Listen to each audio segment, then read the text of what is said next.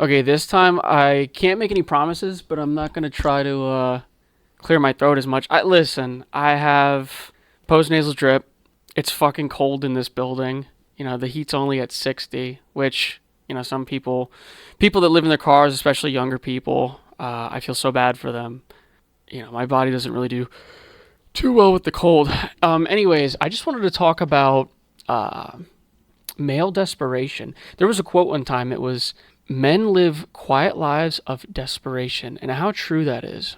Especially, people who, like I had said in a previous video, want to do better. Men want to do things. I think that's a lot of it too.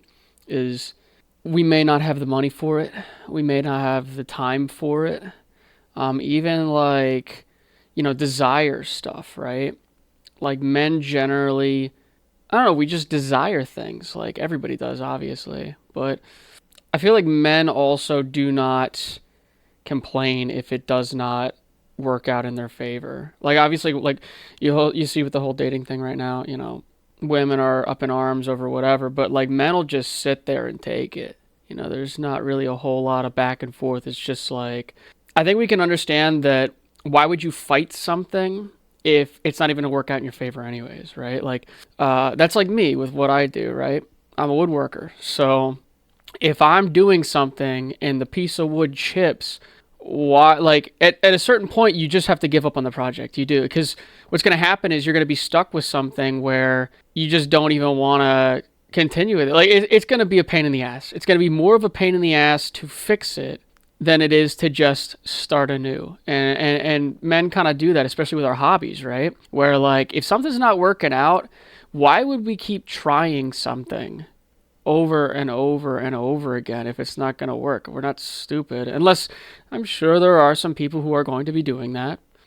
This even gets into, the whole thing with how women will keep dashing the men against the rocks. And once again, this is not a bashing session on women. It just so happens to be the case that guys will approach girls, and what happens? I mean, like 9 times out of 10 anymore, it's rejection. And then the women are like, or there's a lot of factors. There's a lot of factors, but they'll just fucking dash whatever you have, whatever hopes you had, right against the rocks. And it happens a lot in schools where, like, this guy will ask a girl and she's got her girlfriends around her. The kid says something and then they all laugh. And it's a little heartbreaking for sure, which is why so many men have stopped asking women out. It's so apparent, it's so obvious.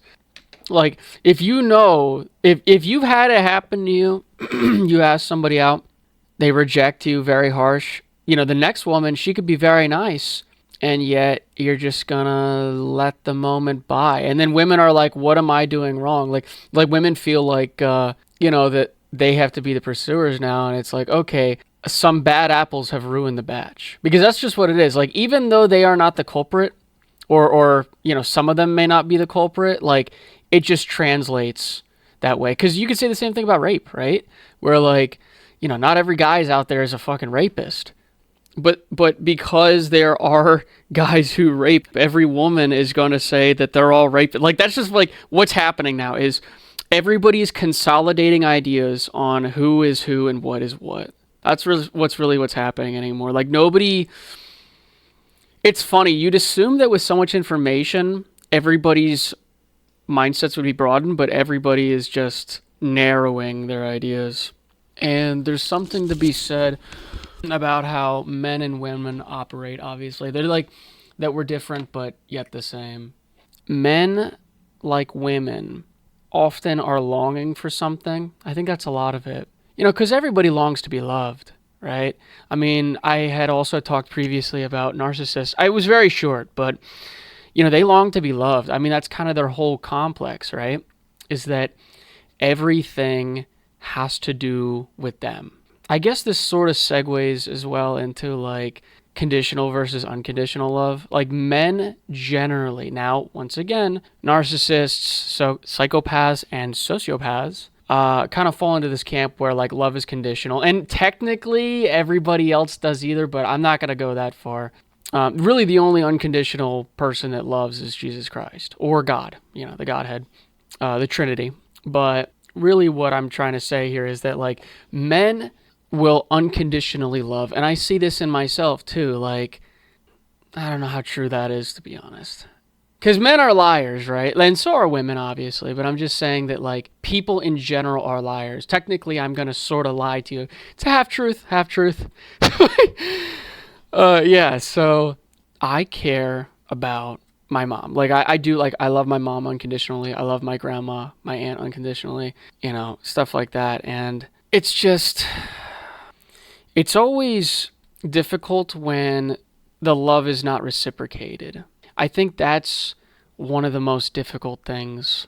And it doesn't even have to be like a love like, you're smooching on your wife or whatever, or you're smooching on your husband or your boyfriend, girlfriend, whatever. I'm talking like agape love, which I had talked also in a previous video about, like obviously English, we say like I love you versus I love my parents versus like a sexual love. There's other cultures have had that in the past as well, and it's more like a brotherly love or like a sisterly love or like a caring for someone love that like you can have an unconditional love like that for somebody. It's just basically impossible technically, but at the same time, men will.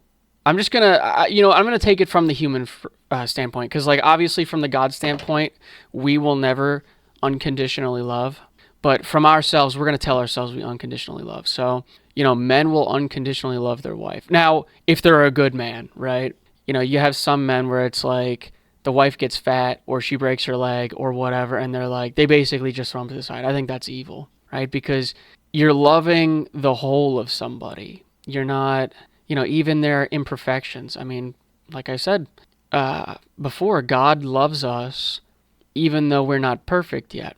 It's a little bit of a pain to see how we just so easily throw people away versus, really taking the time to love somebody. And you see this especially in the female or male dating market, whatever in general, is that like if somebody doesn't have, like, they could check every box under the sun. They literally could be a star athlete, but because their nose isn't shaped correctly, you're going to have somebody be like, oh, actually, I don't know if I like that.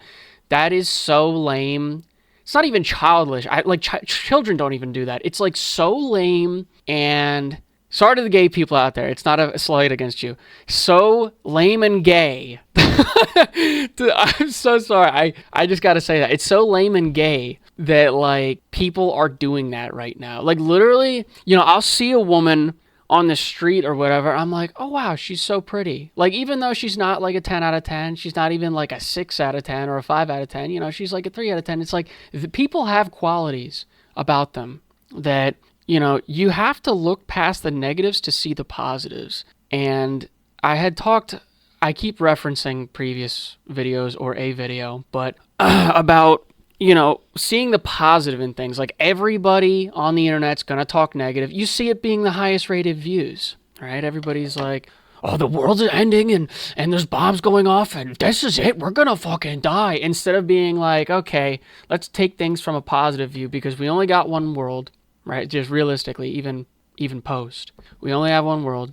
We only have one life. Right. Now, granted, yes, you can be resurrected, but you only have the one life. Men are told to die once, then the judgment. So if this is all we got, why are we not fighting harder?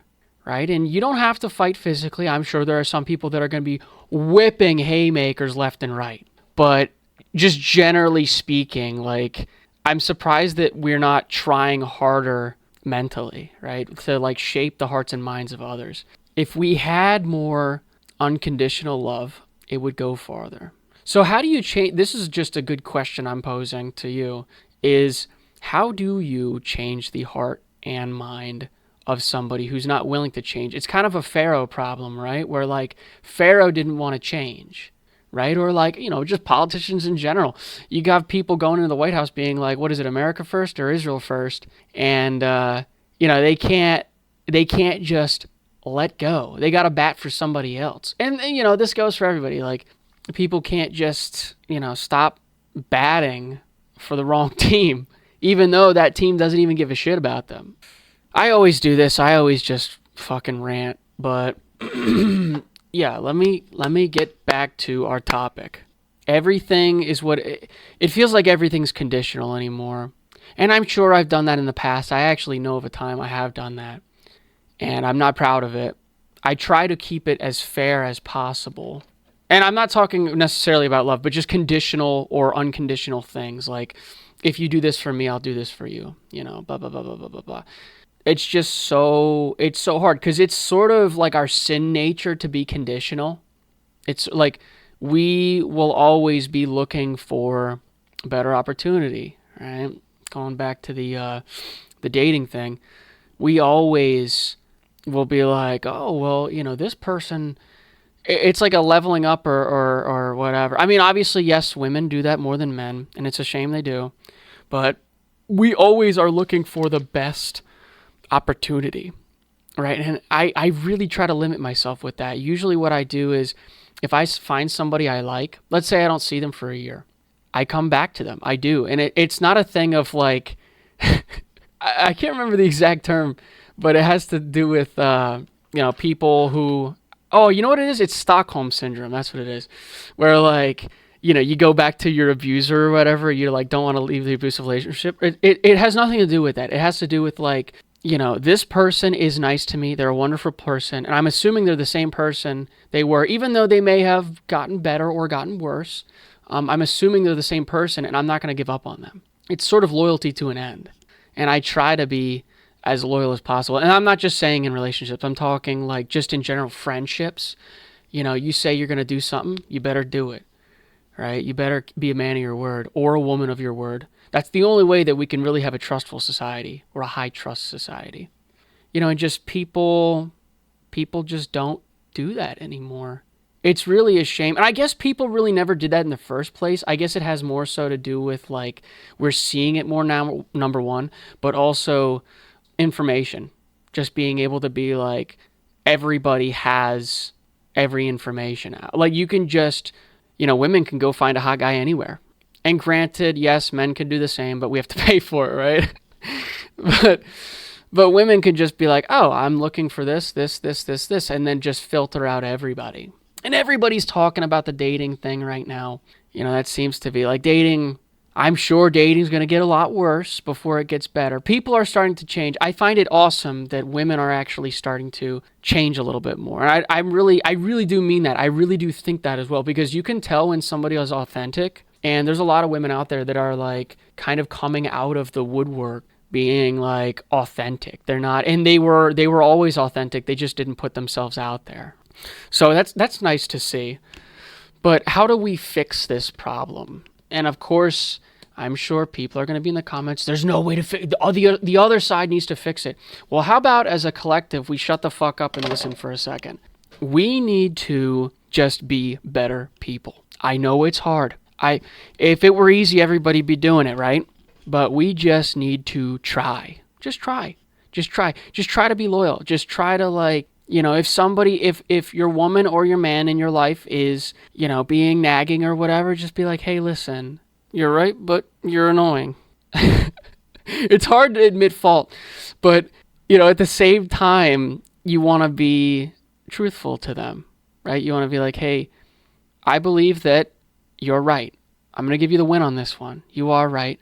And if they truly love you, they're going to do the same for you. They're going to be like, you do have, or maybe they are just right. Like sometimes you can just be wrong. Like, dude, I've been wrong so many fucking times.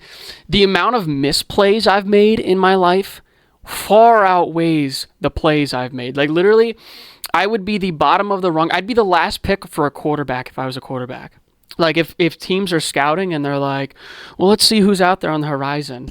They'd be like, oh, this guy? No, hell no. Just like, he's not even on the roster ever.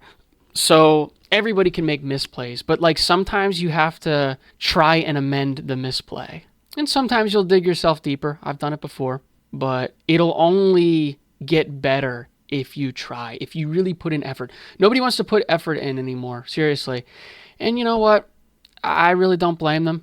Everything is so fast anymore, it's impossible to really try. But greatness is only made through attempt. It really is. I mean, the whole thing with this channel, I was like putting it off for so long, and I'm like, fuck. Like, I tried like a year or two ago to like make an intro, and I was like, I'm so self-critical that I can't just let go. I always talk about letting go, but here I am not being able to, right? What a hypocrite. Sometimes giving the other person the win is just easier. It just is. It just is. Like if you get into an argument with somebody, and sometimes you know what, they might be wrong, but it's easier. A little bit cowardly, I will say, on my half, but sometimes you got to let the other side win. Sometimes you just have to. To win the game, you got to let the other side win, because is an argument really worth your marriage or your relationship? Is it? Everybody says this, but seriously, like, think about it for a second. Is it? Hopefully not. Hopefully your relationship is stronger than a fucking argument, number one. But number two, the fact that you can even just start getting that down and dirty against somebody, says a lot about ourselves, I guess.